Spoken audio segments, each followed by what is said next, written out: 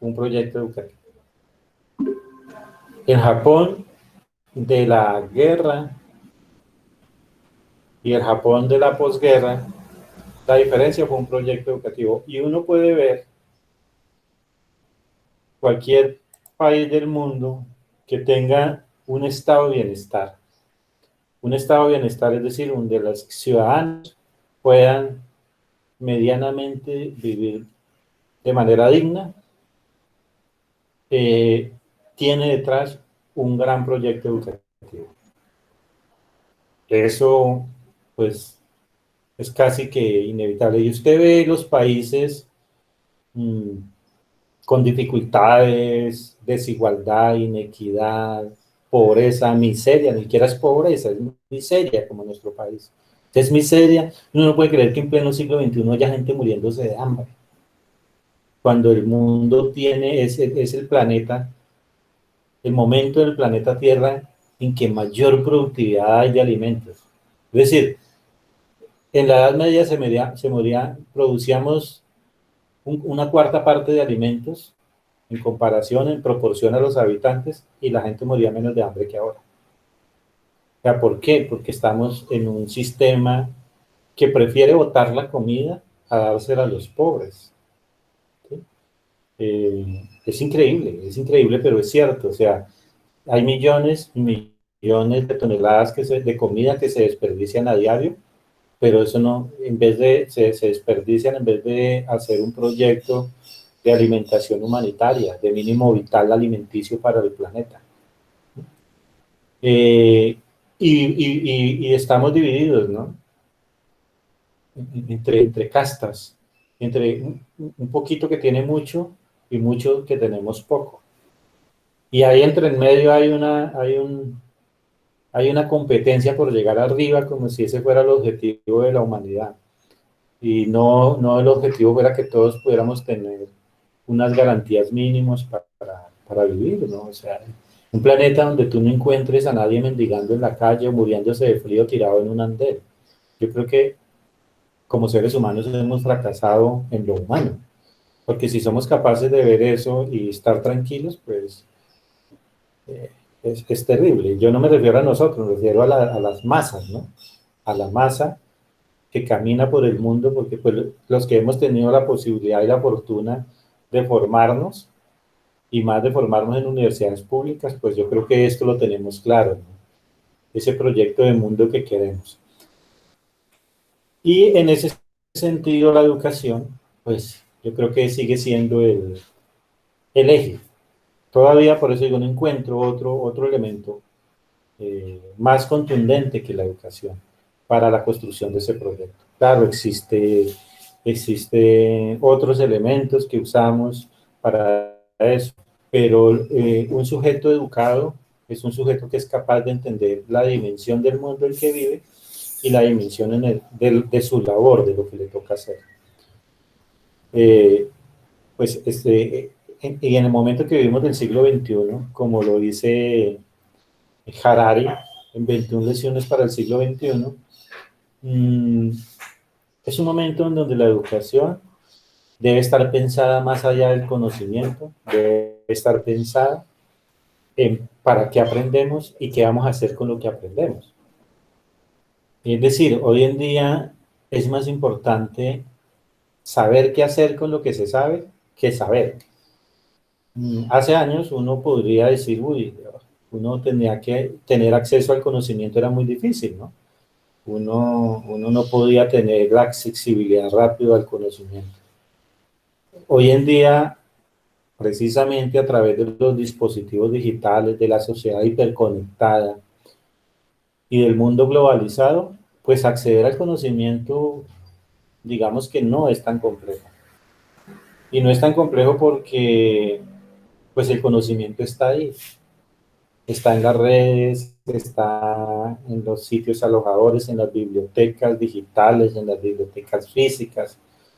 Es decir, el conocimiento hoy parece estar por todos lados. El problema es qué hacemos con ese conocimiento, para qué lo usamos. Y creo que ahí el repensarnos la pedagogía y nuestro quehacer a ese mundo hiperconectado es vital para poder abrir canales de posibilidades para la sociedad.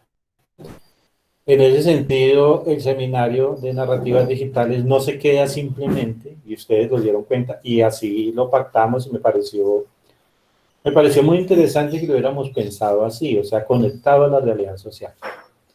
Porque no podemos hablar de literatura en el aire, o sea, venir a hablar de literatura y de metáforas y de imágenes narrativas y dispositivos, como si viviéramos por allá en un mundo, como en el mundo de la Matrix, cuando no se han desconectado. Ustedes han visto la película Matrix, ¿no? Que todo es perfecto, la comida es, o sea, todo el mundo, pero está conectado a una realidad que es irreal.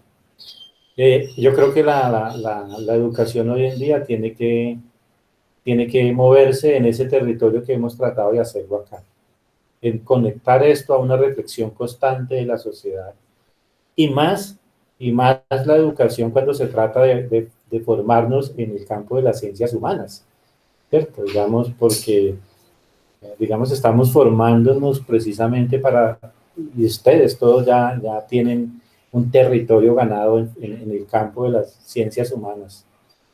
Es decir, las ciencias humanas se refiere a aquellas que tienen una mayor interacción con el mundo de lo cotidiano de lo humano, porque todas las ciencias tienen relación con lo humano, pero las ciencias humanas y sociales tienen una mayor conexión e interacción con la cotidianidad del humano, es decir, la pedagogía. O sea, en este momento, millones y millones de niños, jóvenes, seres humanos, están asistiendo a escenarios pedagógicos. Creo que es una de las, y uno a veces cuando piensa en su labor como docente, uno a veces olvida eso. O sea, en este momento pueden que haya gente, no sé, haciendo qué labores, en un laboratorio de química, ¿cierto? Habrá gente que está haciendo experimentos espaciales, habrá gente que está haciendo cálculos económicos, pero la cantidad de seres humanos que están en un proceso de enseñanza-aprendizaje siempre van a ser mayores, porque hay millones de niños, jóvenes, adultos, que están asistiendo al preescolar, a la escuela, a la universidad, están haciendo un postdoctorado en línea, virtual, físico. Es decir, la educación es un campo enorme, enorme, pero enorme. Yo no sé cuántos humanos, no cuántos seres humanos podrán estar asistiendo a un ejercicio educativo ahora, pero yo me atrevería a creer que es más de la mitad de los seres humanos. En este momento estarán en proceso de aprendizaje formal, porque en aprendizaje informal todos los seres humanos estamos desde que nos despertamos hasta que nos dormimos, e incluso dormidos estamos aprendiendo. Pero en términos de institución educativa, es un campo enorme. Entonces yo por eso creo que en ese campo, de alguna manera, es donde está la clave de futuro. Y creo que los profesores, y siendo crítico y autocrítico, creo que los profesores hemos desperdiciado ese espacio de formación. ¿Por qué?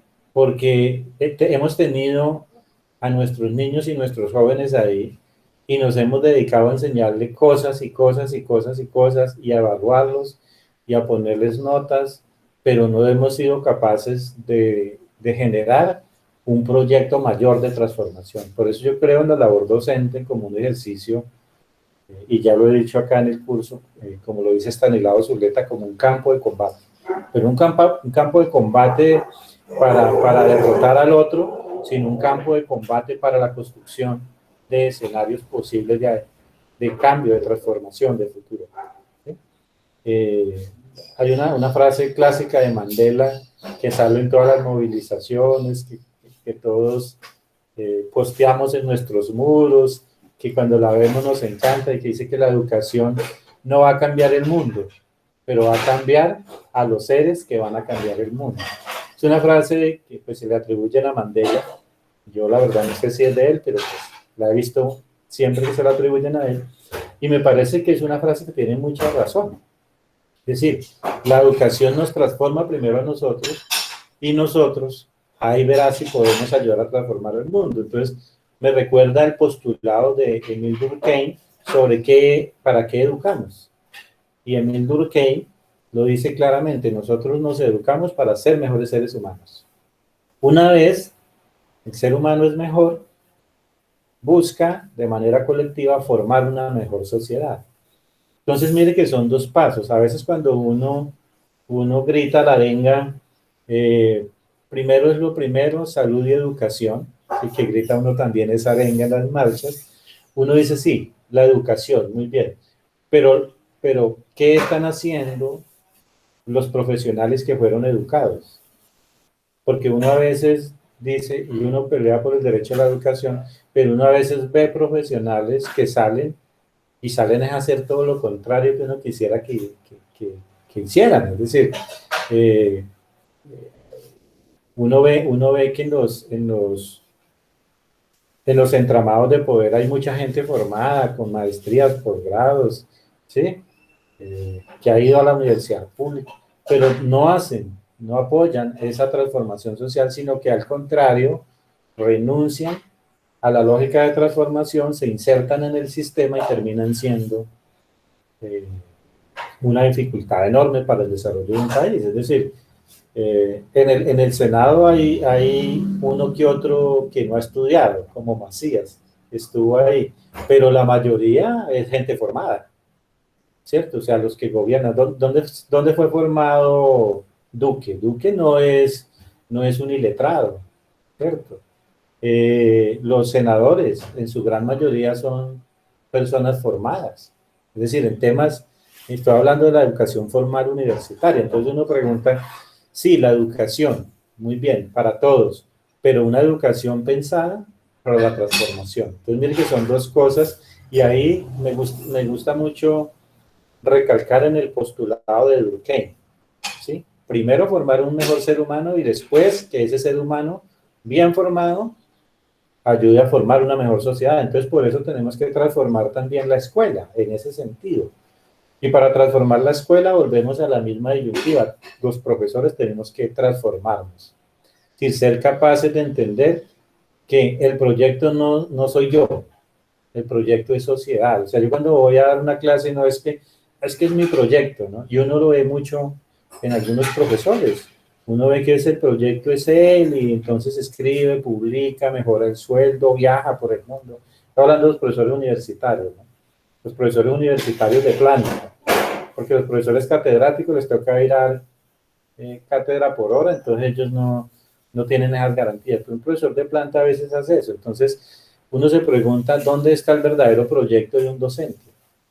Entonces, no es simplemente creer que la educación nos va a transformar, sino cuál educación es la que nos va a transformar. Y en ese sentido, el pedagogo no se puede quedar instalado en un solo lugar. Y eso lo conecto a este curso por eso, porque es que lo digital, digamos, este discurso postmoderno, este discurso del siglo XXI, es ya una realidad y el docente no se puede quedar allá con tiza y tablero o con videobeam o con acrílico y marcador creyendo que ese es el mundo, ¿no? El mundo está cambiando y nuestros jóvenes, nuestros niños se están formando en otras arenas, están consumiendo otros discursos, ellos están conectados al mundo, ¿sí? Ellos eh, están viendo eh, esta cultura ahora de Corea, ¿no? Entonces ahora nuestros niños saben más de Corea que de Colombia, porque están conectados a la red, ¿cierto? Y se volvieron fanáticos de esa cultura de consumo coreana. ¿Por qué está consumiendo lo coreano? Porque lo coreano está estallando por el mundo, está mostrando su cultura. Y ahí hay otro ejemplo con cosas negativas y positivas de un país que se propuso un proyecto de nación y pues ahora es una potencia del espectáculo, porque eso es lo que querían hacer, diferente a Finlandia, que Finlandia es una potencia de la educación. Y así podríamos rastrear países por el mundo y entonces vemos cómo nuestros jóvenes están conectados allá y nosotros todavía con un marcador rojo escribiendo en un acrílico.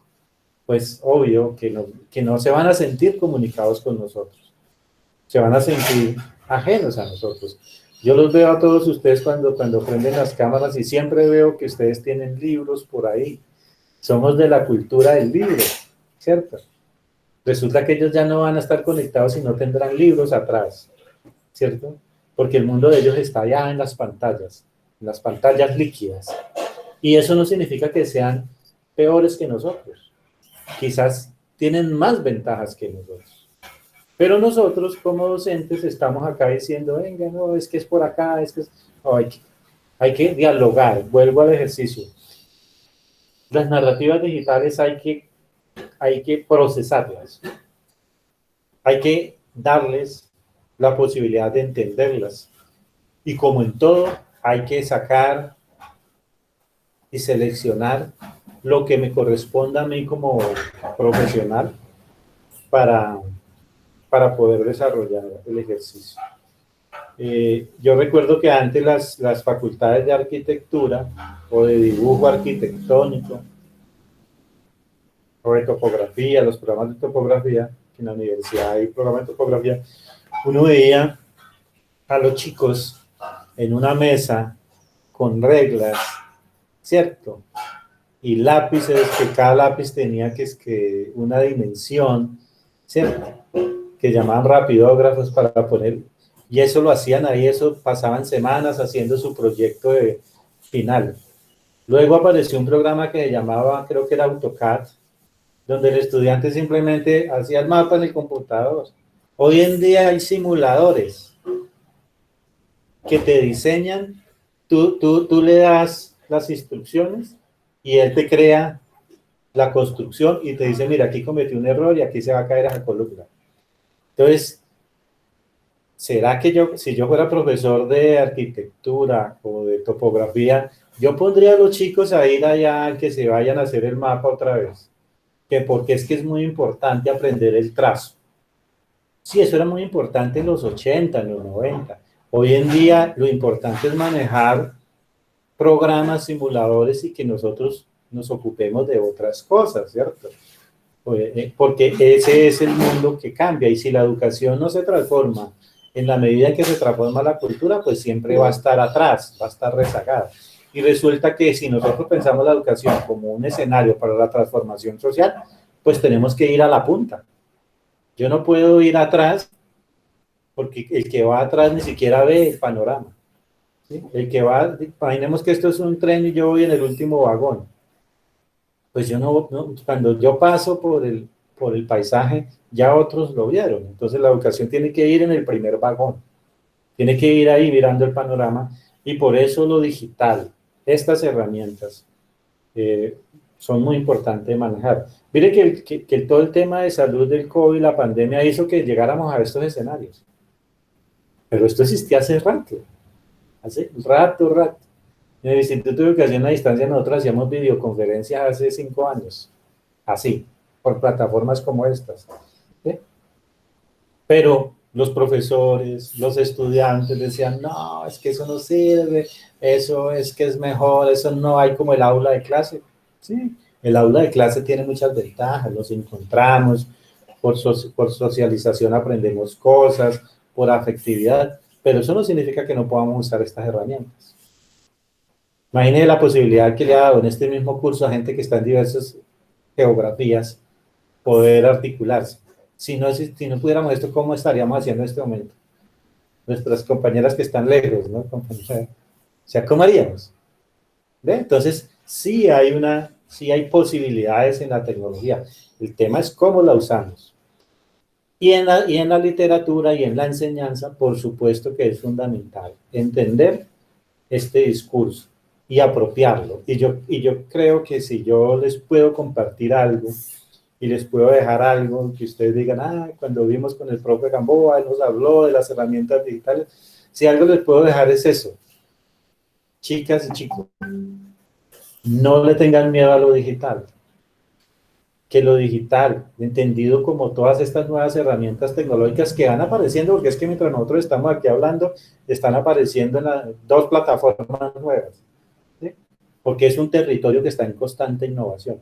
No le tengamos miedo a eso. Tampoco las usemos como si eso fuera la panacea, ¿no? Como si ya, o sea, no, ya existió el remedio para todo. Yo recuerdo que hubo un momento en las escuelas, sobre todo en las escuelas de básica secundaria, en los colegios, en el tema de básica secundario, que todo se solucionaba con TIC, ¿cierto?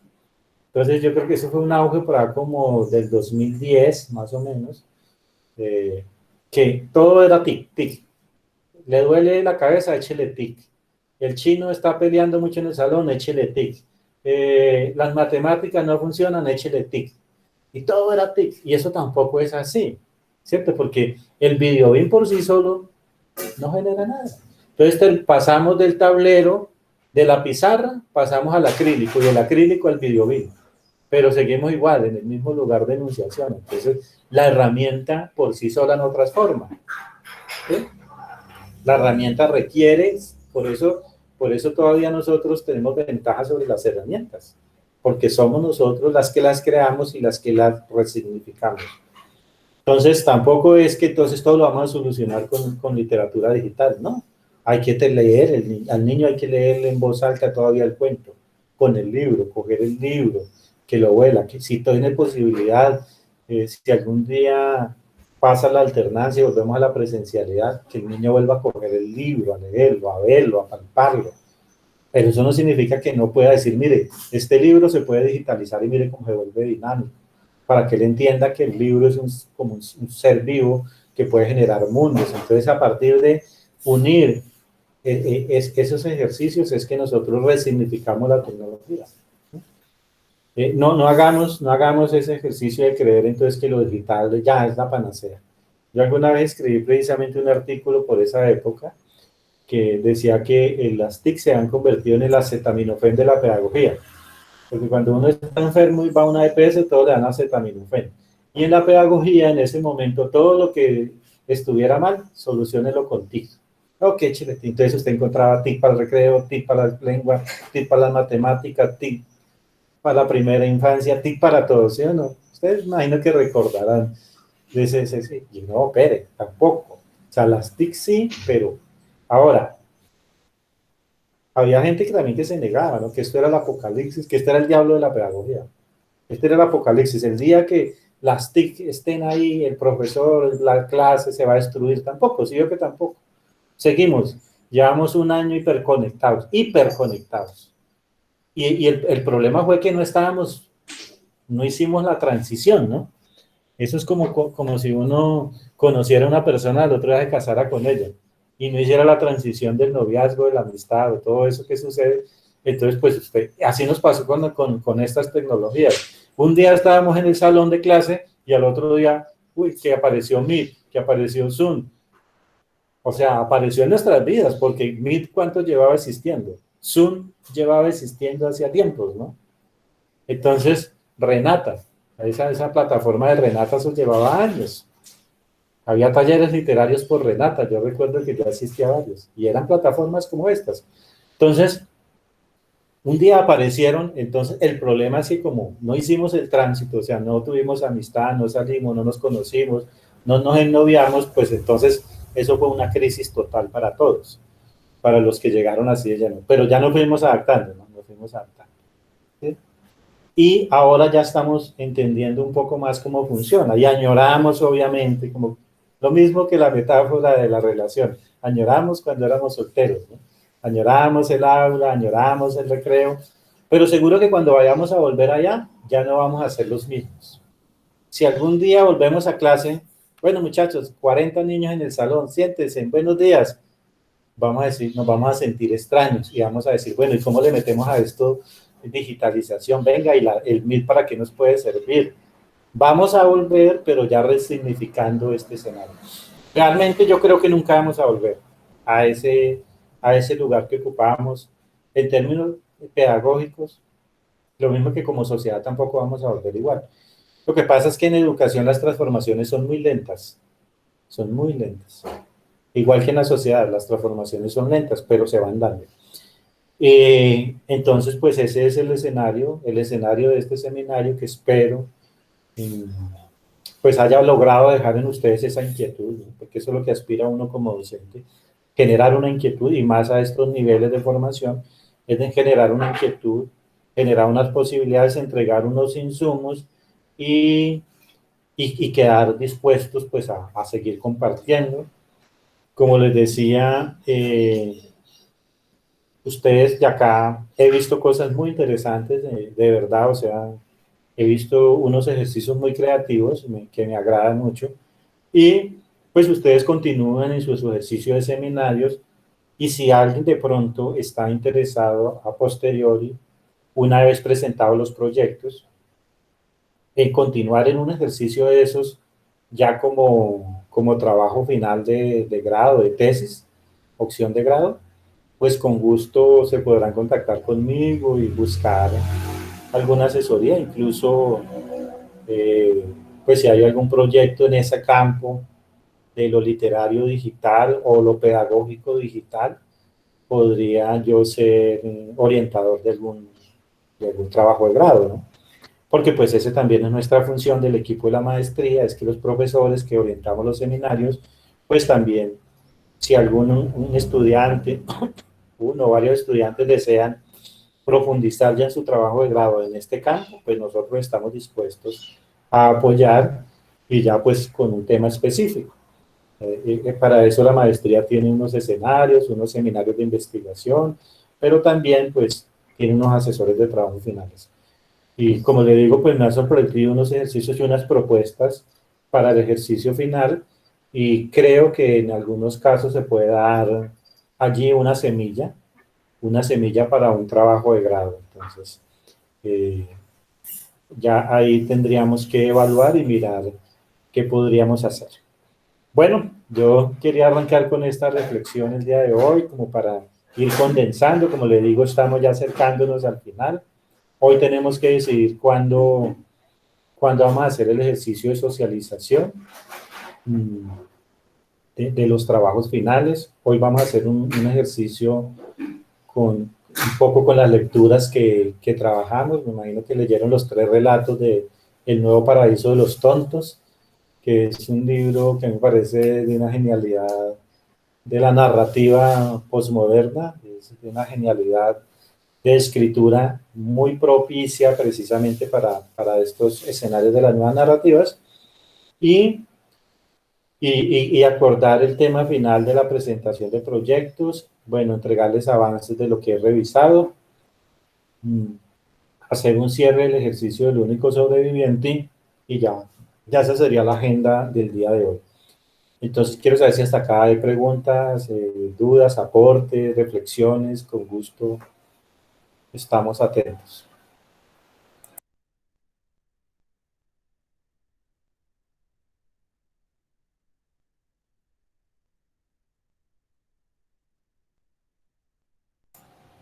A ver, ¿algún aporte? ¿Pregunta, duda? Mucho silencio, mucho silencio. ¿Será que se dañaron los audios de todos los estudiantes? No. ¿Víctor nos quiere decir algo? Bueno, entonces vamos a Señor, arrancar.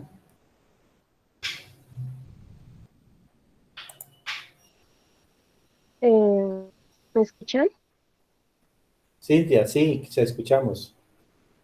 Ok, no, profe, pues la verdad, qué pena no poder hablar antes, es que amaneció lloviendo todos los que viven en la ciudad, pero pues está un poquito como malo el internet, pero pues lo he estado escuchando atentamente y pues la verdad, mucho esa propuesta de poder seguir enriqueciendo ese trabajo, que pues para todos creo que es el mayor reto que es poder irnos como a un algo, ¿no? Ya los ingenieros tienen como unas visiones de que, digamos, ya, digamos, Hernán tiene su proyecto, su trabajo, y pues es algo muy bueno.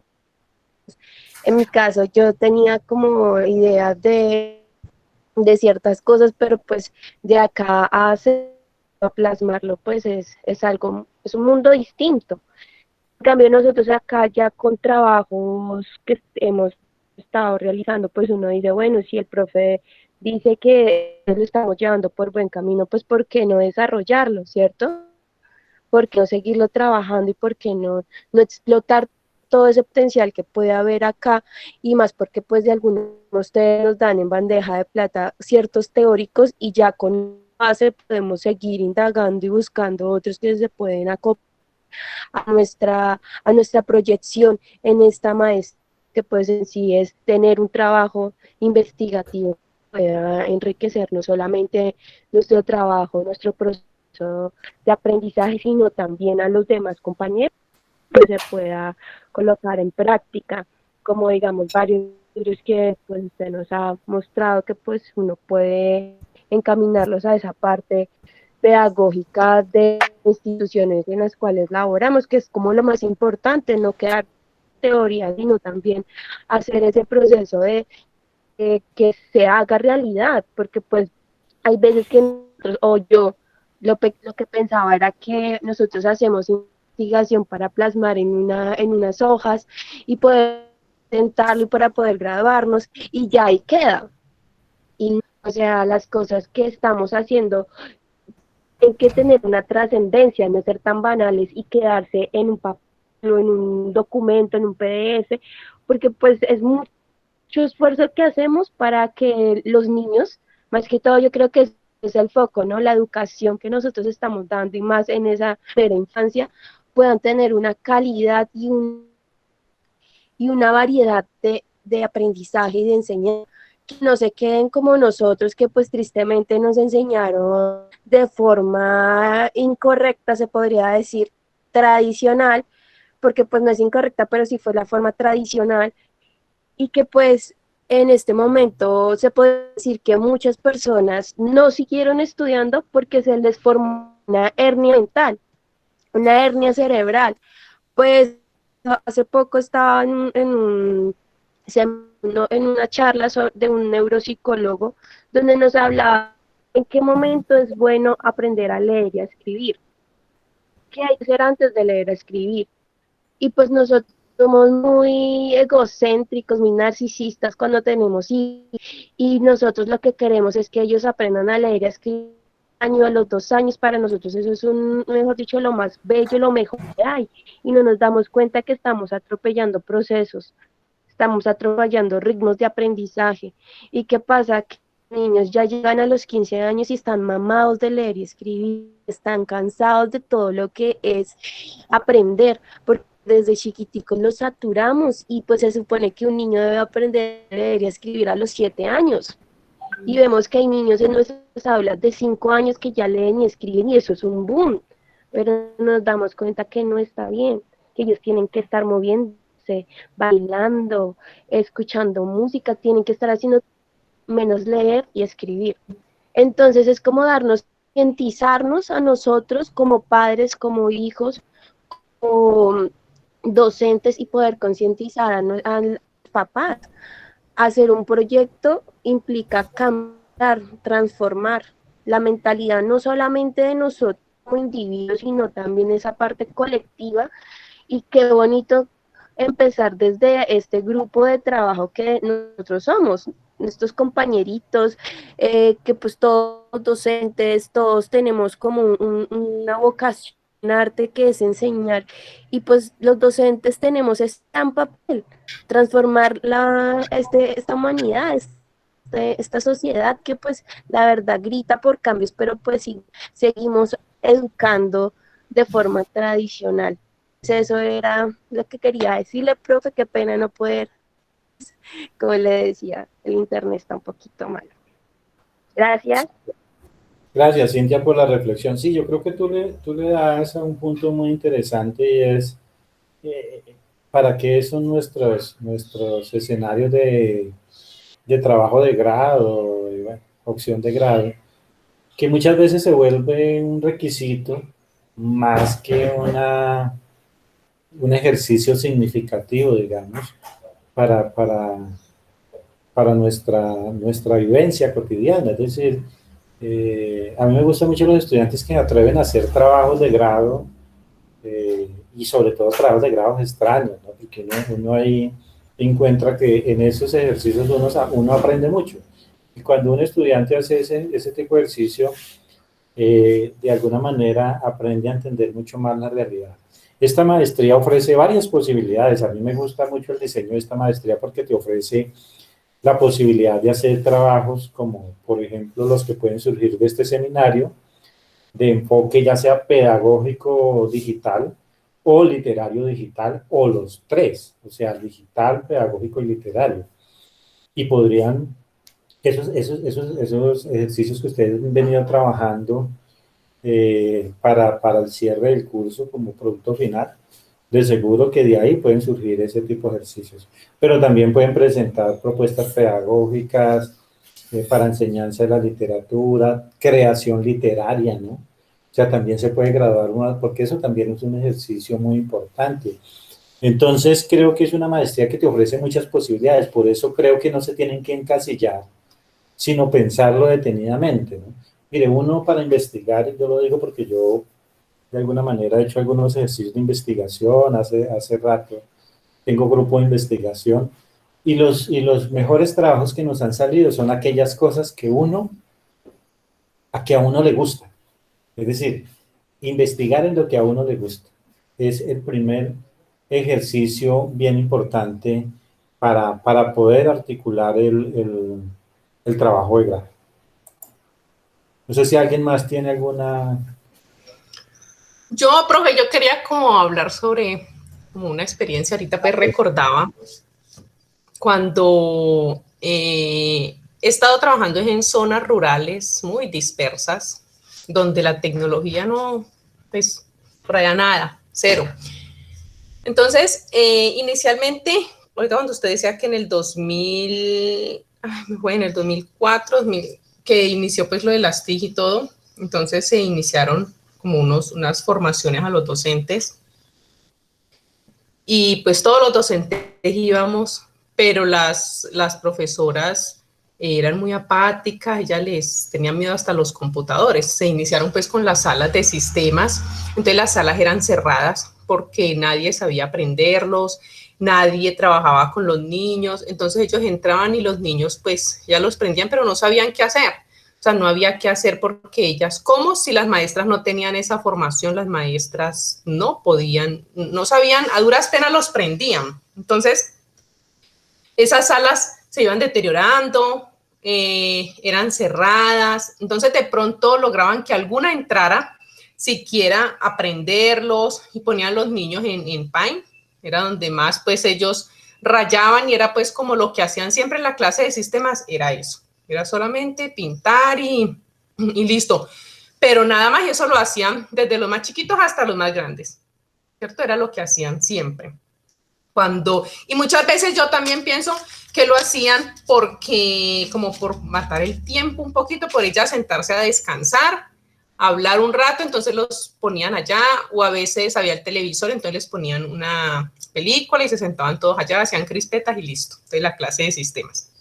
Entonces, cuando ya pusieron esos videobin y todo en los salones con el Tommy, resulta que ahí sí que menos, porque ya pues cómo los iban a manejar, igual para todos siempre hacían esa formación, esa capacitación a los docentes, pero precisamente ellas no tenían como ese gusto, no le veían como esa importancia, entonces no, los Tommy se quedaron allí, no les daban el uso que eran, entonces muchos se dañaron, cuando es una herramienta muy buena. Ahora yo estoy en otra institución donde también es zona rural dispersa, es muy poco el acceso a internet, pero donde yo estoy, la escuela, pues como la infraestructura es del sector privado, pero como tal, lo demás es del sector público. Entonces, resulta que allí todas las salas tienen audiovisuales y la misma empresa privada ha puesto un buen internet porque tenían esas de Compartel, ese que colocaban en las instituciones, y resulta que ese se fue. Entonces apenas se fue, la empresa colocó un internet muy bueno y de pronto allí debe ser porque las maestras que estamos allí pues como que nos ha gustado y tratamos de ver formas diferentes de enseñar y vemos que son herramientas buenas. Entonces, allí en todos los salones tenemos un televisor súper grande, tenemos videobin, todas tenemos el computador, los salones están como bien equipados. Entonces allí podemos hacer muchísimas cosas, precisamente con toda esta narrativa digital nos podemos apoyar de todo lo tecnológico, pero los otros compañeros que están más allá en la zona pues no tienen las herramientas, pero tampoco tienen el gusto y pues no hay como forma. Entonces, muy bueno. Y yo, por ejemplo, ahorita que he tenido la oportunidad de navegar, de explorar, he aprendido muchísimo para llevar al aula todo como tan... Si yo a veces me sorprendo, yo digo a los niños, o sea, el asombro de los niños es maravilloso cuando uno les llega con algo nuevo, pero a veces no se puede. Entonces, que son como esos espacios. Entonces era como esa reflexión de que a veces se puede y el maestro tiene como ese compromiso, esa vocación y lo hace. En otros hay, pero el maestro no quiere y en otros es que no hay. Entonces, sí, a veces como tan difícil y era pues como esa reflexión. Gracias. Sí, Sandra. Mira que hay otro punto bien interesante en la construcción de un sistema educativo. Por eso yo digo que si un país no se piensa un sistema educativo, vamos a seguir dando tumbos. Y esa es una de las grandes apuestas que tenemos que lograr en este país, construir un sistema educativo fuerte. Este sistema educativo que tenemos es un sistema excluyente, inequitativo, está pensado para mantener el status quo y la vida que tenemos. Sí, lo que tú dices, o sea, ¿cómo es posible que en pleno siglo XXI, ¿sí? En la segunda, vamos para la tercera década del siglo XXI, ¿sí? Y tengamos escuelas en la precariedad que tenemos? O sea, yo por ejemplo, en todos estos debates, yo he insistido en algunos escenarios en que el Internet debería ser gratuito para la educación. Ya, gratuito, Internet gratuito para la educación y las escuelas deberían tener plataformas tecnológicas robustas, ¿sí? Uno antes, hace años, uno puede imaginar una escuela sin una biblioteca, ¿sí? Hoy en día uno no puede imaginar una escuela sin Internet y sin computadores. Y no puede imaginar eso que tú narras, eso de que los profesores sean analfabetas digitales. O sea, pues, yo recuerdo esa anécdota de los computadores guardados porque era que de pronto se dañaban si lo usaban. Era una cosa, o sea, y los computadores son obsoletos, ¿no? Pero ellos tienen una vida útil. Entonces, yo creo que una de las cosas que debemos lograr es eso, que haya escuelas, las escuelas tengan los artefactos necesarios para el aprendizaje. Es que una escuela con internet y con computadores y con profesores creativos y críticos, pueden hacer mil cosas. Muchas Muchas cosas. Nosotros, por ejemplo, ahorita desde la pandemia nos ha parecido muy difícil porque nosotros no hemos podido trabajar virtual, nosotros hemos trabajado a distancia. Porque nosotros, ¿qué hacemos? Nosotros elaboramos unas guías físicas y vamos y se las entregamos cada mes. Al mes regresamos, recogemos, revisamos, porque no tenemos cómo conectarnos a un Zoom, como por el WhatsApp. Hemos creado los grupos, pero es muy poca la conexión. Cuando hacemos actividades allí se conectan pocos, porque hay muchos que debido a la zona donde viven no tienen señal, no les coge. Entonces hay que mirar también qué se les envía porque no les alcanza a descargar. Cuando uno les hace de pronto, son esos videos como esos videoclips, esas pequeñas cápsulas para poder que a ellos les llegue, los alcancen a descargar. Entonces como que el aprendizaje se ha quedado a media. Yo me he sentido a veces manicruzada porque pues tantas cosas. Ella trabajaba con ellos lo que trabajamos unos encuentros con la fantasía, pero yo les hago el cuento, trabajamos desde la biblioteca, pero es muy poca la participación, precisamente porque no tienen el acceso. Entonces, hemos trabajado de esa forma y ha sido muy difícil, precisamente súper duro por estas condiciones. Sí, y yo noto en sobre todo en el Ministerio de Educación, un afán por volver a lo de antes. O sea, pero es un afán sospechoso, ¿sí? Yo sé que en este momento estamos atravesando muchas dificultades pedagógicas y lo que tú narras es cierto, hay zonas donde no hay internet, o sea, los procesos pedagógicos están fracturados, pero eso no es de ahora. No quiere decir que antes todo andaba perfecto, no, no. Y entonces yo veo en el Ministerio de Educación un afán por volver a ese mundo anterior, pero creo que ese afán, que digo yo que es sospechoso, es también porque saben que en este mundo tienen que invertir. O sea, si quieren mejorar los procesos pedagógicos en el marco de la pandemia, pues hay que invertir en infraestructura, hay que invertir en conectividad, hay que invertir en formación de los docentes, ¿cierto? Porque si los docentes, digamos, de nada sirve tener un computador con 100 gigas y tener 50 computadores listos en la clase, si el profesor llega y lo que hace es lo que tú dices, abran Paint y hagan un dibujito porque no hace hacer más. Entonces, es todo un proceso de formación, pero también los dispositivos de evaluación, es decir, no podemos seguir evaluando con los mismos dispositivos cuando estamos en la era digital. Entonces, mire que todo entra en cuestión. Entonces, me parece que el ministerio tiene un afán sospechoso de que volvamos como estábamos antes, porque como estábamos antes, pues era más cómodo. El profesor tiene a sus 40 alumnos y verá cómo se defiende, ¿cierto? Y entonces, ya, bueno, no, que no hay biblioteca, ustedes verán cómo se defiende. Yo le mando los indicadores de logro y los estándares, ustedes verán. Y al final les mando pruebas Saber Pro y ustedes verán cómo las contestan. Es decir, la responsabilidad estatal en la formación no la hacen que recaigan en nosotros y no en el sistema que debe proveer unas garantías. Claro, nosotros como docentes tenemos unas responsabilidades, pero si yo soy futbolista de la Selección Colombia y no me dan uniforme, ni guayo, ni un buen balón, ni un buen entrenador, pues no me pidan que salga a ganar. Y lo mismo le pasa a los profesores. Si yo no cuento con las herramientas, dotaciones, pues no me pidan que haga un buen proceso porque ¿cómo? Entonces, es un sistema, por eso yo digo que es un sistema construido para que todo siga igual. Pero tenemos que darle la vuelta y una de las grandes necesidades que tenemos acá digo en el campo educativo nomás, es construir una ley general de educación, un sistema educativo nacional.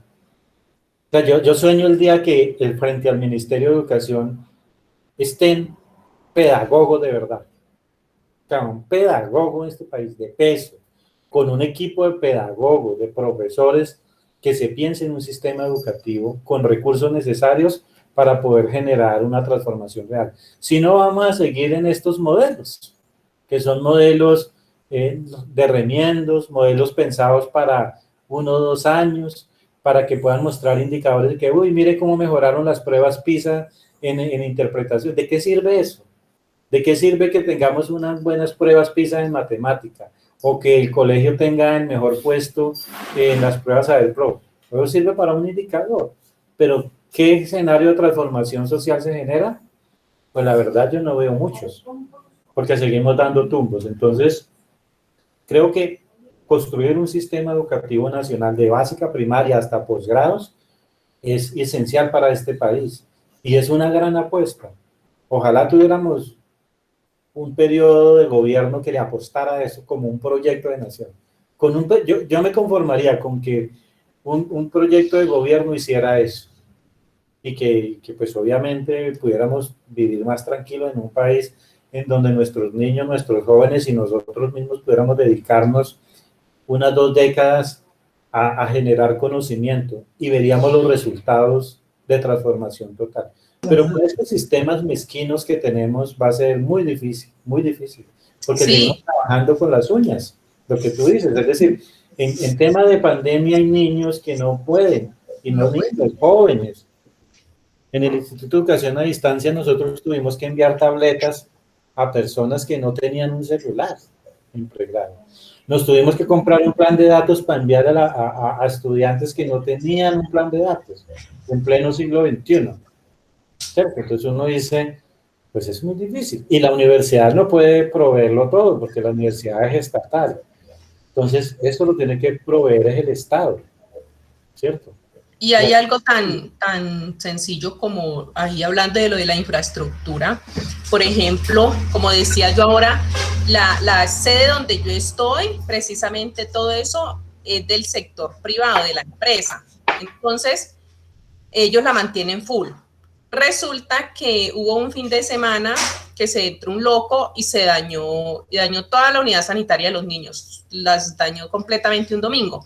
Pues el lunes y el martes no hubo clases porque la empresa envió sus empleados para que construyeran, hicieron unos baños hermosos y seguros, pues precisamente para los niños de la escuela.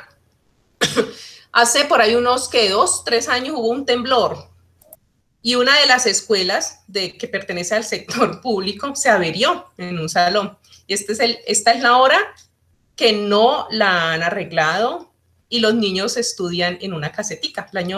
Antes de la pandemia estuvieron un año estudiando ahí, precisamente como en la caseta comunal, porque pues no pueden habitar. Pero lleva todo ese tiempo haciendo solicitudes y en cuanto a infraestructura, ahí están los salones averiados y no se pueden habitar. Entonces, nosotros veíamos allá también a veces como eso. La escuela de nosotros es muy bonita, es organizada y todo, porque es del sector privado, pero allá por más solicitudes que se hagan y todo, siempre hay que esperar y es un proceso tan demorado y eso da mucha tristeza.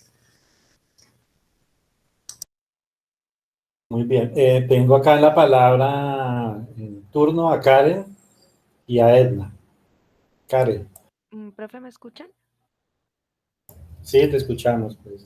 Bueno, ahorita que la compañera hablaba acerca de esos niños que ven Paint en la clase de informática, me recordé, porque en el colegio donde yo laboro actualmente, la sala de informática, pues digamos que es como el adorno, y dicen, ay, la sala de informática, pero ni siquiera hay conexión a internet. Esos computadores con esas pantallas gordas y los niños llegan y dicen, ay, profe, pero ese computador tan gordo, el mío no es así de gordo, el mío es planito. Y uno que le dice a los niños, no, es que en este colegio estamos tan avanzados que se engordaron los computadores. Y la clase dice, el logro dice, el niño aprende a encender y apagar el computador. Y uno llega, bueno, y ellos saben mucho más que uno. Ah, profe, yo ya sé. Y eso lo conectan, lo encienden, lo apagan. Y le dicen a uno, profe, pero esto no tiene internet. Y uno, ¿qué les va a decir? Entonces uno se encuentra con una clase de informática que para ellos es totalmente obsoleta y no tiene nada provechoso. De hecho, vamos a dibujar en Paint. Ay, profe, en internet la página yo no sé qué. Uno colorea los dibujitos. Uno hace, ay, profe, le enseño a poner el fondo de pantalla. Y entonces uno dice, bueno, ¿y esto como para qué? Y yo, dándome las de innovadora, porque uno siempre llega o bueno, yo llegué al colegio privado con todo eso de la universidad de vamos a innovar, vamos a cambiar la historia de la educación del país.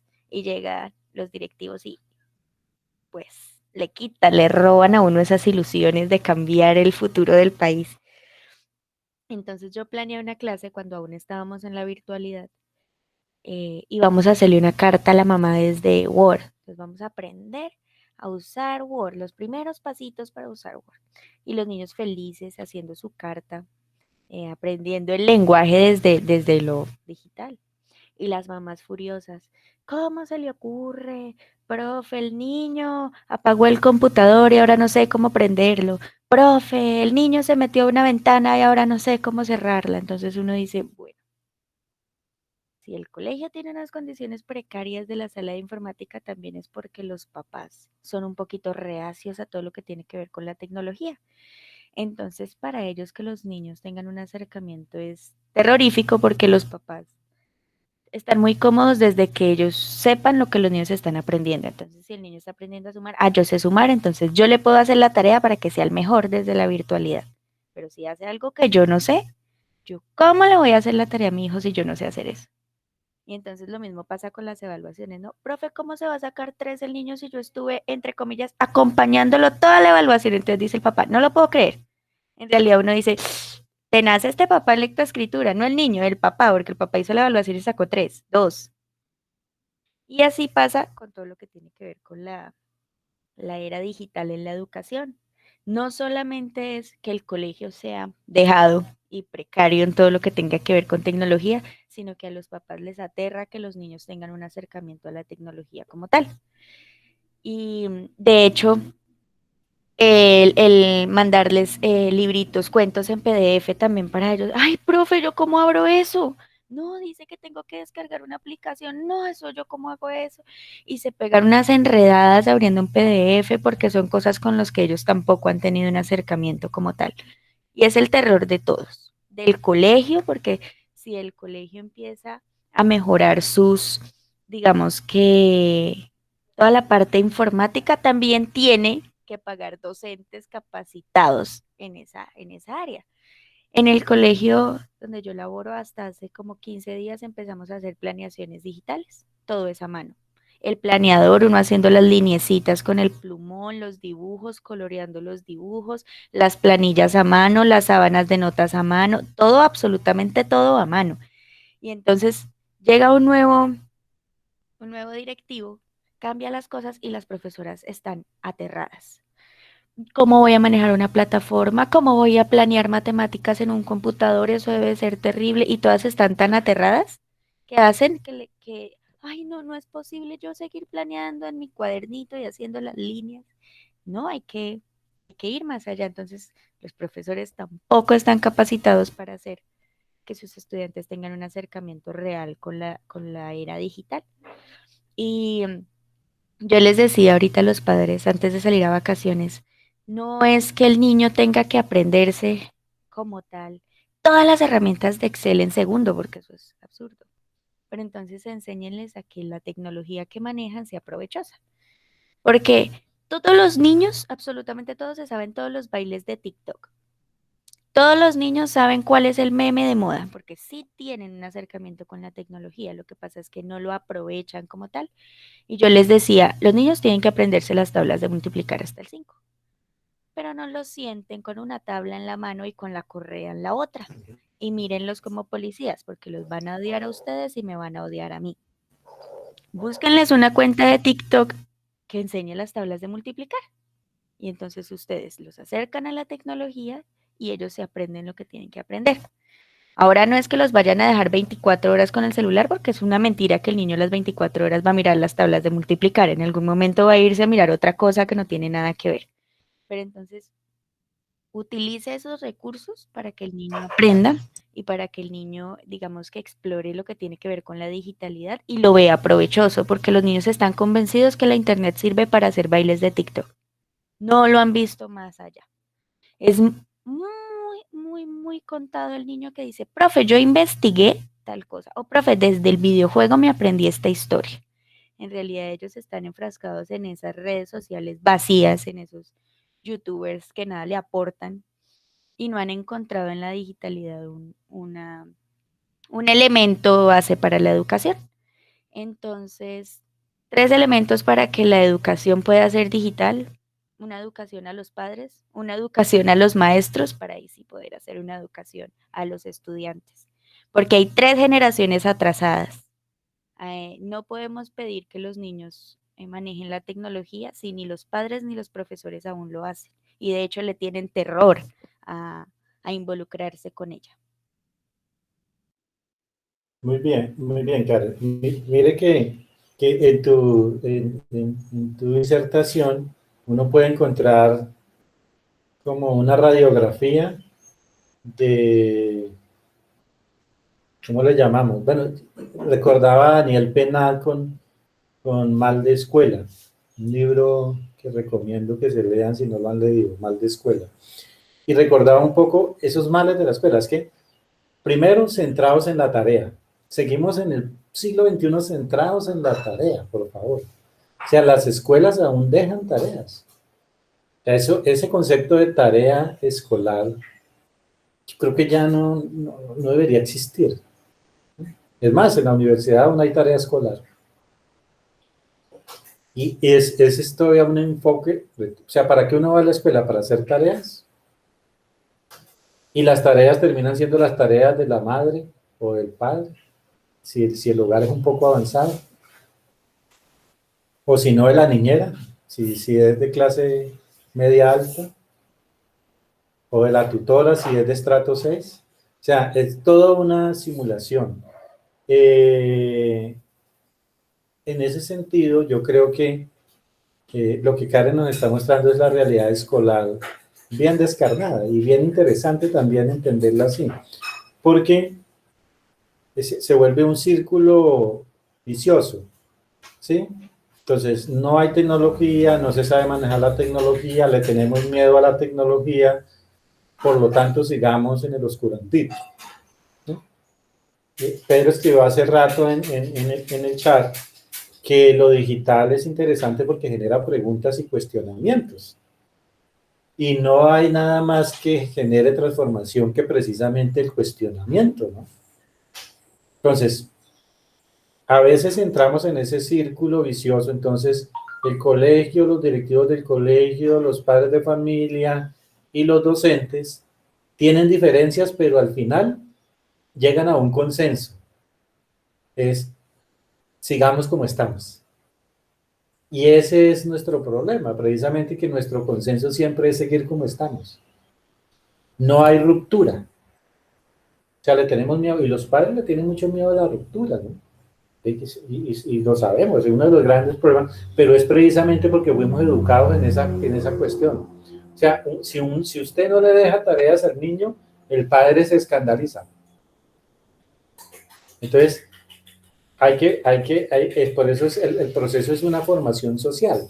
Hicimos un sistema general educativo que sea entendido por todos, no para los profesores, no un sistema pensado para los estudiantes, como tenemos ahora.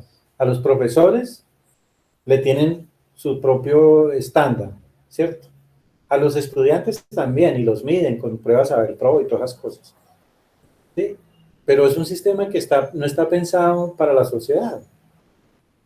Un sistema educativo para la sociedad debe involucrar a los padres, a los ciudadanos, al Estado, a los profesores y a las instituciones como mínimo, para que la gente entienda que es un proyecto que se va a generar para transformar, no para recibir diplomas, ni para hacer tareas, ni para tener computadores obsoletos en las instituciones. Es un sistema pensado para la transformación. Cuando uno cambia el objetivo del sistema, pues todo empieza a cambiar. ¿Cuál es el objetivo del sistema hoy en día? Que el niño haga primaria, que el niño haga secundaria, que el niño entre a la universidad, que el joven tenga posgrado. Ese es el sistema. O sea, el sistema es acumulativo, basado en cumplir unos estándares para recibir unos diplomas. Y pues eso no tiene nada que ver con la educación. Esos son artilugios de la educación. El verdadero sentido de la educación, y vuelvo a retomar a Durkheim, es que el ser humano se transforma. Pero yo, ¿cómo voy a transformar un ser humano si el papá y la mamá quieren que sean iguales a ellos? Y le hacen la tarea al niño y quieren que el niño tenga 5, y quieren que el niño pase a izar bandera, y quieren que el niño sea el mejor en las pruebas Saber-Pro. O sea, eso no tiene nada que ver con eso no tiene nada que ver con un proyecto educativo. Todo eso es como si fuera un reality show de la educación, ¿sí? En serio, yo a veces siento que la educación es una especie de reality show, ¿no? En donde al final el mejor es el que cumple con todos los requisitos que propuso el reality show. Y de eso no se trata la educación. Al menos el proyecto educativo que nos pensamos nosotros como seres humanos en la modernidad no era ese. Eso es algo que terminó desdibujado en la escuela. Y créanme que muchos países no lo hacen así. Muchos países. Y muchos países cercanos a nosotros ya lo han ido transformando. Lo que pasa es que nosotros todavía vivimos en ese modelo obsoleto, pero obsoleto. Yo recuerdo que cuando a Colombia llegó el modelo de las competencias, ya había sido reevaluado en España, ya había sido reevaluado en Brasil. Es decir, aquí se estaba aplicando algo que ya había fracasado en otros países. ¿Por qué? Porque es que eso es lo que somos imitadores. Y nuestros gobernantes ponen al último yuppie del ministerio que venga con sus amigos yuppies que acabaron de llegar de Harvard a aplicar una teoría acá. Y no pensamos un proyecto de país. Un proyecto que nos ayude a nosotros con nuestras particularidades a avanzar socialmente a partir de la educación. Estaba Edna y Laura en el turno de la palabra. Karen ya puede bajar la mano. Gracias, profe. Precisamente todo lo que están planteando nuestras compañeras, pues me lleva a pensar y a retomar un poco un documento que leímos en el otro curso, que es Problemas de la enseñanza, y retomo un poco lo que habla de la sistematización de experiencias, de Oscar Jara, ¿sí? Entonces, profe, lo que hablábamos ahora, qué bueno sería que en algún momento realmente tuviésemos un dirigente que fuese educador. Y retomando un poco esas palabras de él nos dice que esas experiencias, o más bien esos proyectos, esa sistematización de experiencias debe partir de la experiencia. En la medida en que hay una experiencia, pues se permite precisamente esos cambios, esa transformación. En comillas, por ejemplo, nos dice que sistematizar una experiencia lo pueden hacer quienes han formado parte de ella, y no es posible que una persona totalmente ajena al proceso pretenda sistematizarla en nombre de quienes fueron sus principales protagonistas. Entonces, eso también nos lleva a pensar en que de todo lo que hemos hablado, y precisamente una de las propuestas que yo tengo en como proyecto de profundización de la maestría, es precisamente el maestro, ¿no? El problema está en esa apatía que tiene frente a esos derroteros que propone las nuevas mediaciones virtuales o la era digital. Y entonces hay instituciones, hablando de la experiencia personal, el colegio invierte muchísimo dinero, muchísima plata, pues en el sector privado, digamos de un estrato más o menos 3 o 4, ellos invierten en propuestas que traen incluso las editoriales. Hay una editorial que es Norma. Cuando tuve la experiencia en Bogotá y acá en Ibagué, que esa editorial, por ejemplo, en Bogotá hizo una propuesta con pretensión de avanzar o en esas lecturas digitales. Entonces le propuso al colegio unas dádivas, y entre las dádivas era dar algunos videobins para los salones de clase. Entonces, claro, pues eso obviamente para un directivo es muy provocador. Entonces él dijo, listo, agarremos estas dádivas, y efectivamente nos dieron a cada uno en un salón videobin y nos pusieron esos teatros en casa, que para promover la lectura. Entonces, cada padre de familia debía adquirir el kit y les entregaban una tablet, y en esa tablet pues iba digitalizada esa literatura.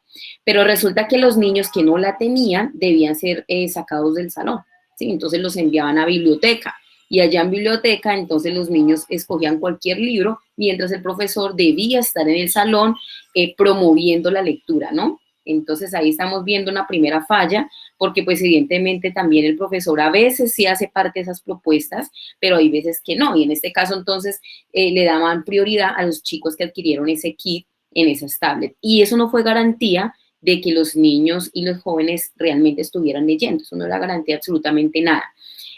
Por otra parte, acá en Ibagué, por ejemplo, en el colegio, Norma quiso el año pasado, hizo una propuesta boom, aprovechando esta educación así mediada, y entonces nos da una posibilidad de los libros en físico, pero que digamos que la propuesta es buena, pero ahorita me voy a remitir porque el problema desafortunadamente está en el maestro, porque la propuesta que hace Norma es, se leen los libros en físico, pero hay una actividad o una plataforma que se llama Andrómeda, y Andrómeda es prácticamente la construcción de un avatar, y ese avatar debe combatir un virus, que ese virus es el que está acabando con todas las bibliotecas del mundo. Entonces los niños, cada vez que leen, ellos se les va entregando, es como un juego, ¿no? Ellos se van vinculando a diferentes actividades, y cada derrotero les da unos puntos. Entre más puntos o créditos tenga, para adquirir esos créditos debe responder diversas actividades con base en el libro, ¿sí? Y entonces cada vez que los niños van sumando puntos, van cambiando cositas del avatar. Entonces como que la estrategia es muy chévere, porque realmente pues ellos leen y hay diversas actividades, no solamente actividades de selección múltiple, sino de dibujo, de creación, muy bonitas. Y a partir de ello pues van ganando créditos, y ellos se motivan en cambiar el avatar y seguir avanzando. Pero ¿qué problema ha sido tan grande? Porque algunos profes no manejan esa plataforma, porque eso requiere de obviamente revisarla. El profesor es el que crea el plan lector de acuerdo a las necesidades, hay unos niveles básicos, niveles avanzados, pues uno tiene que mirar unas estadísticas, a cada niño le da unas opciones diferentes de propuestas de actividades. Entonces evidentemente el maestro debe manejar muy bien esa parte para poder crear un plan lector de acuerdo a la necesidad del niño, ¿sí? Y acompañar el proceso, obviamente, de la lectura del libro y la retroalimentación, porque Norma ofrece por cada niño unas estadísticas, digamos que mira en qué está fallando un poquito a nivel de interpretación, bueno, cantidad de cositas allí muy chéveres. Pero entonces, volviendo un poco al asunto, es asombroso ver cómo el problema es el mismo maestro, el que pone la piedrita ahí en el camino y no quiere a veces avanzar. Entonces hay una apatía, un miedo, una renuncia a esas nuevas estrategias que muchas veces, no solo las editoriales, sino algunos, pues queremos como innovar en ese tema y que a veces se confabulan, incluso los maestros con los padres de familia, y hay un discurso, digamos que muy descontextualizado, y es que la educación así, los chicos no aprenden nada.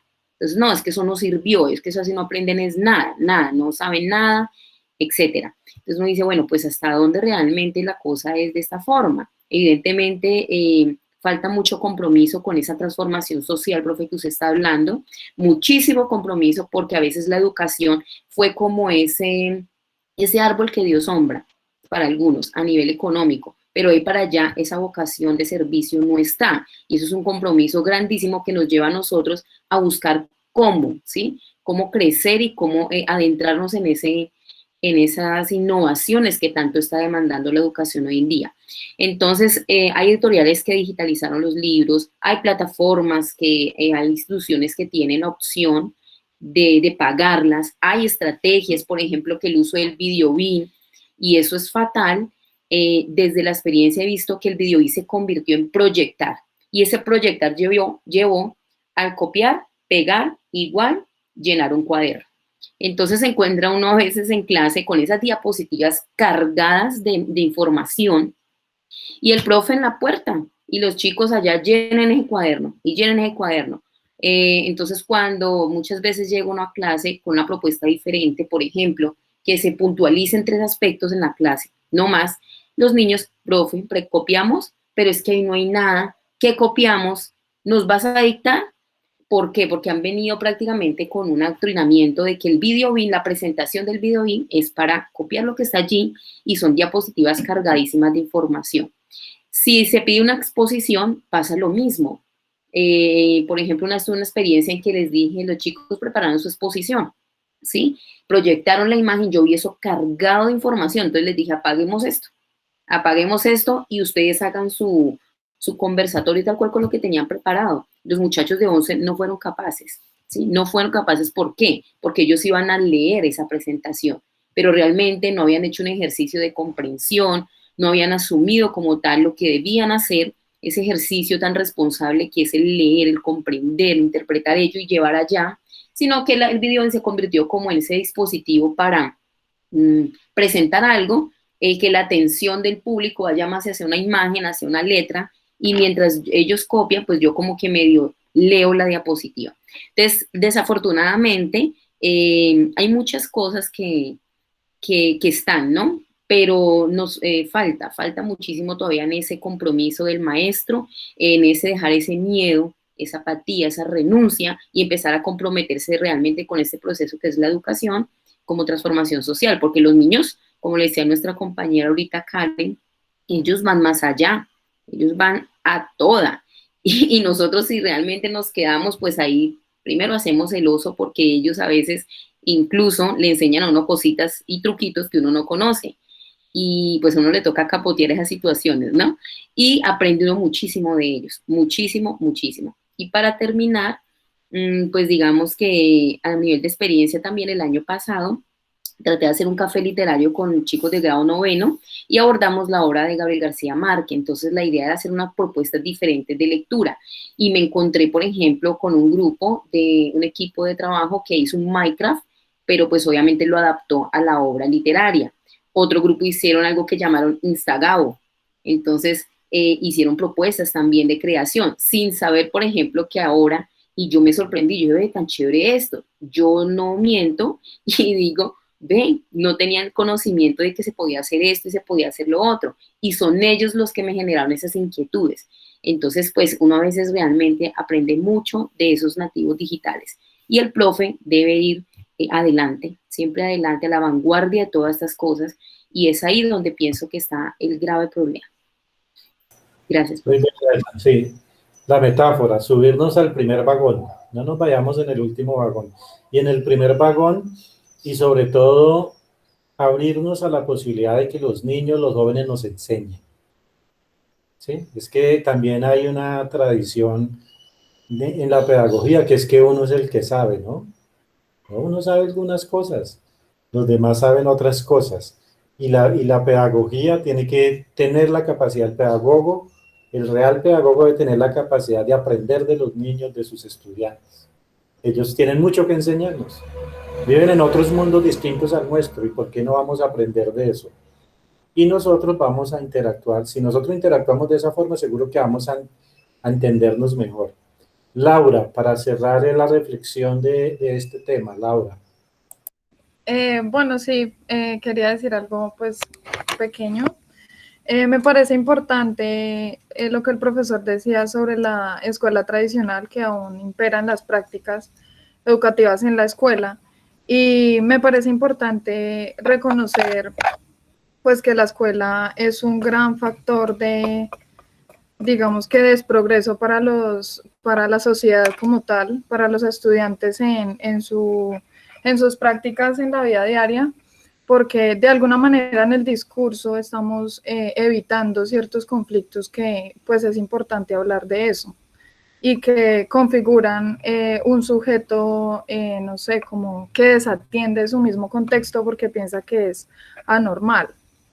Hay muchos conflictos que viven los estudiantes y que nosotros pues desde nuestras ideologías personales desconocemos, y lo digo pues principalmente porque me parece que en la escuela se da no sé cómo llamarlo, una cierta hipocresía porque si se dice que no se puede hablar de historia, si no se puede hablar de política, porque sí se puede hablar de religión, porque sí se puede imponer desde las mismas prácticas escolares una religión que para mí, y digamos que desde muchos análisis, lo que hace es sesgar a la sociedad, impedir que se den ciertas comunicaciones o espacios de diálogo que pues hacen que la sociedad se fabrique de una manera más consciente de sus realidades. Entonces, esa enseñanza de la historia me parece que debemos darla desde la literatura, y si las prácticas educativas tradicionales dicen que no podemos hablar de historia, o los intereses políticos dicen que no podemos hablar de historia o de política, pues a mí me parece que sí debemos hacerlo, y pues debemos romper con esas prácticas tradicionales que pues nos están imponiendo prácticamente, y que por mantener un trabajo, por mantener un sueldo, pues nosotros lo reproducimos, y que acá se ve mucho porque contamos muchas experiencias de eso, y pues lo contamos y lo contamos, pero realmente tenemos que afrontarlo y tenemos que apropiarnos de ese problema, así como nos apropiamos del conocimiento y como profesores de literatura. Entonces, pues quería decir eso. Muy bien, Laura. Yo creo que ese es parte fundamental de la transformación del sistema educativo que tenemos que generar. Este es uno de los pocos países donde todavía en la Constitución dice que somos un país laico, pero en la vida cotidiana la religión es un eje central de la formación. Y desde el 91 en la Constitución dice que somos un país laico. Es decir, ¿qué significa un país laico? Significa que donde ninguna religión se impone. Y tenemos esa dificultad. Y lo otro es que esos derroteros, como lo decía bien Hernán, también los maestros lo han interiorizado, que terminan defendiéndolo. Es decir, hay maestros que terminan defendiendo el estado de las cosas como están. Cuando uno se supone que el maestro debe ser el más crítico, el que genera la ruptura.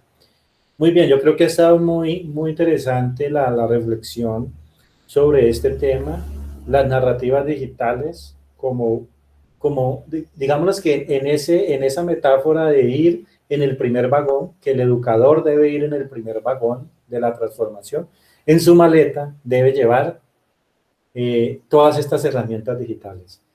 porque son herramientas que hay que saber usar, que hay que saber proponer para generar momentos de transformación, que hay que saber interactuar con los chicos.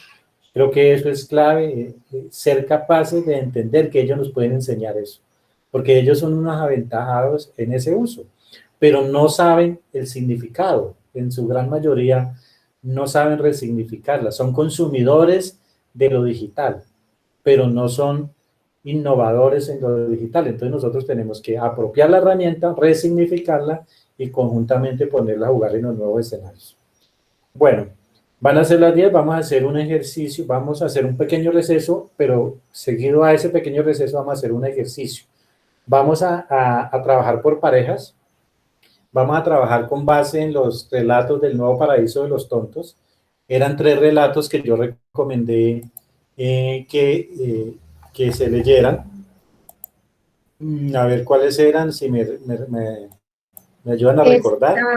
Sí, señor, estaba el de la noticia No es el perro, Los 5 críticos feroces y La tenencia.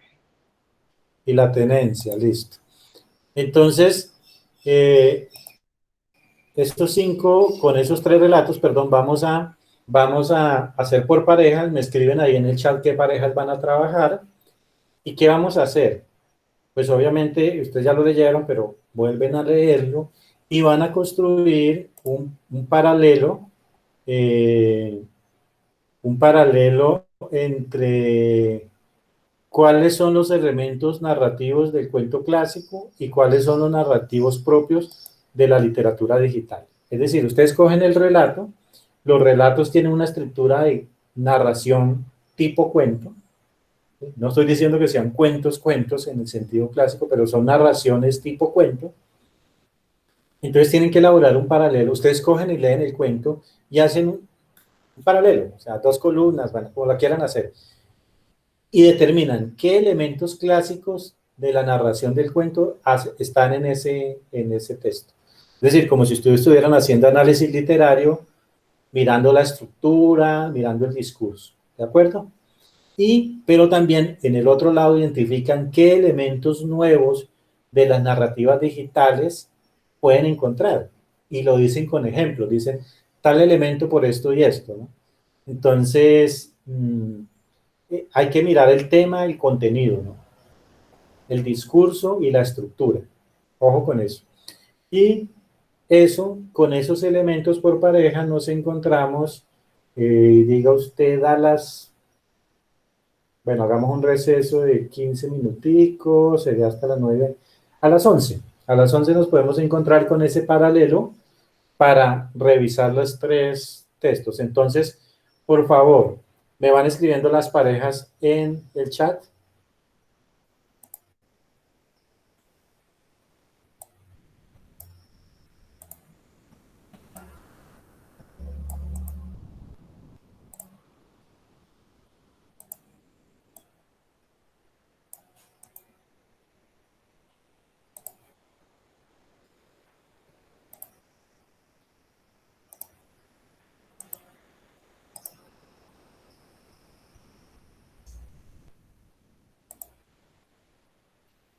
Profe, ¿será que nos puede volver a concluir la actividad, por favor, antes de irnos?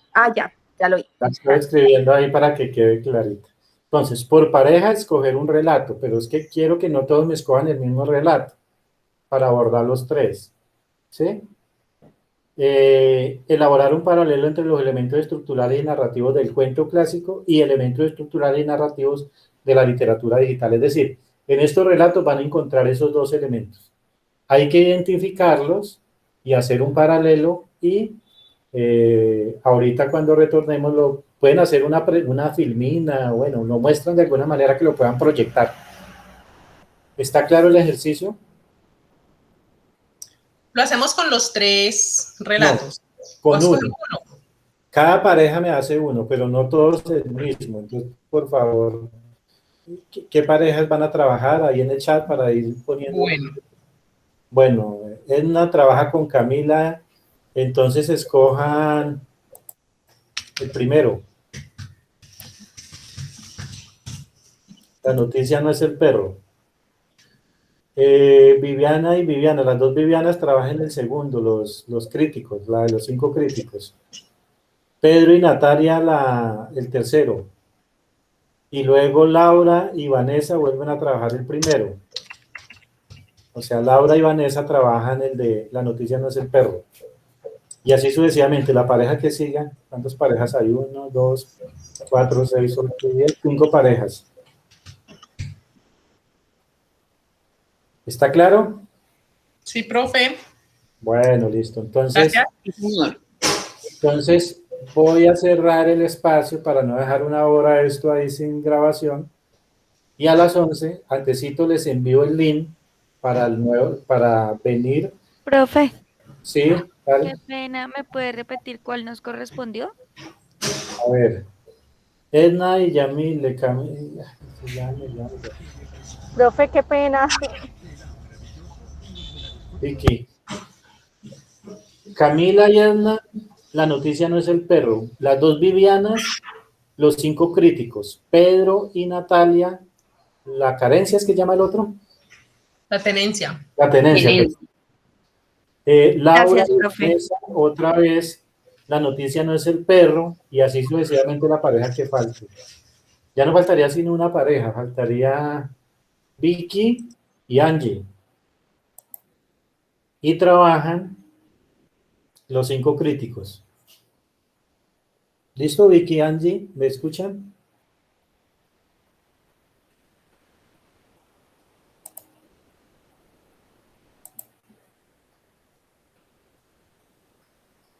Vicky y Angie, ¿alguna de las dos me escuchan? ¿Qué texto que no le alcancé a escuchar? Perdón. Ustedes trabajan los 5 críticos. Bueno, listo, los 5, sí, el segundo de Con los que Angie. usted envió. Bueno, señor, bueno, sí. Listo. Cualquier cosa los atiendo. Cualquier cosa los atiendo en chat, cualquier duda para cerrar esta grabación. Y antesito de las 11 les envío el link para la otra. Bueno, señor, bueno, gracias.